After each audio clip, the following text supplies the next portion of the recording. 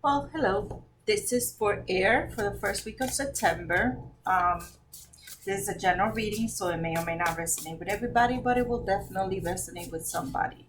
All right, don't forget to like, share, and subscribe, as that's the way that we grow our tribe. I'm using the Muse Tarot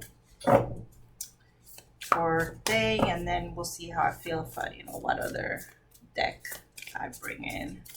But let's see what's going on for my fellow air signs, Gemini, Libra, Aquarius, my thinkers. All right,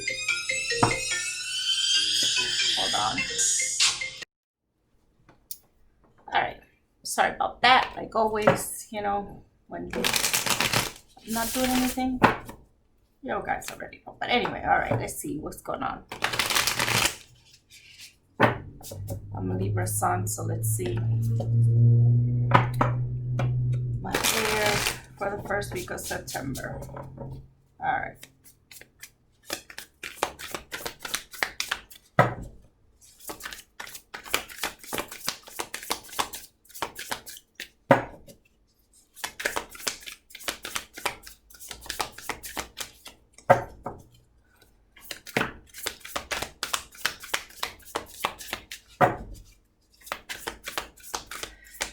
Oh. Come on, what else here? I need a couple more cards here. I hope y'all doing okay. Let's see. I think that might be enough cards. Bottom of the deck. The Lovers. Good card to have at the bottom of the deck. Let's see what else comes out here. You have the Page of Voices. The Seven of Voices. The Muse of Voices, the Four of Voices. Oh my goodness. I mean, we're over analyzers to begin with, but geez. Page of Inspiration, Temperance, Death. Even though this is a very pretty Death card. So, Death. You have the Nine of Inspiration, Perseverance. And you have the Eight of Emotions, walking away. What the hell is going on? I mean, you still have the Lovers as the overall energy, which I'm going to sit right here just for the sake of, because I looked at it. But, well, I mean, listen. So many voices in here is definitely, kind of like letting you know it's time to kind of like express yourself, clear that throat chakra out a little bit. But, you've been in your head so much, holding back, kind of trying to figure out what your shadow side is until you finally you want to be able to communicate what it is that has you in this troubled state, okay? But wanting to communicate it has you kind of like leaving what's behind. You really just kind of like, I'm done, I'm over with, I'm walking away from wherever has you stuck in your head. But on the same token, this might be what opens the door to a new beginning. And this is like almost the exact same reading I have for water. Different cards, same meaning.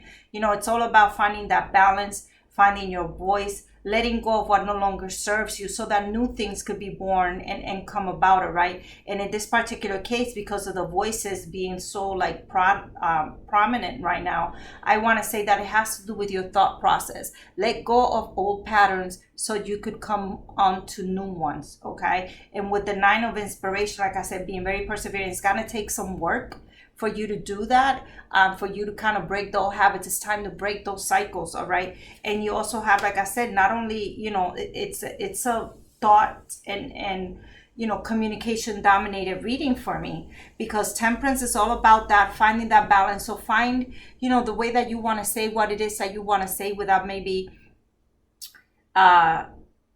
being too harmful with your words, so kind of like measure your words, find a way to say things without being rude about certain things, but still speak your truth, all right? And with speaking your truth and the Page of Inspiration right there, that's why I'm thinking you got to get creative with how it is that you're going to say certain things, but you definitely are in a place where you need to let go of the old and find your freedom. Let go of what no longer is serving you, what keeps you tied down to whatever it is, so you could move on, so you could persevere, so you could come out a better person on the other side. All right. And with the lovers, you know, being here, and in this particular case, the lovers are not necessarily holding on to each other, they're separated. I want to say that is finding your balance from within. So like, learn to love you for you. Okay, learn to love you for you. Let's see what else. All right, the Hierophant and the Page of Emotions in reverse. Okay, so this is the card of apologies, of things that really come forward, you know, from the heart. Being in reverse, it might mean, well, we could take this two ways, right? It could be someone's holding back on the apology, meaning, you know, they're not really saying what they're truly feeling about something. It could be that they're not sorry about something, but it could also mean that you have to forgive yourself. So it's not an outward apology, it's an inward apology. Okay, so you have to forgive yourself for the things that maybe you've put yourself through. All right. Maybe just be a little bit more forgiving.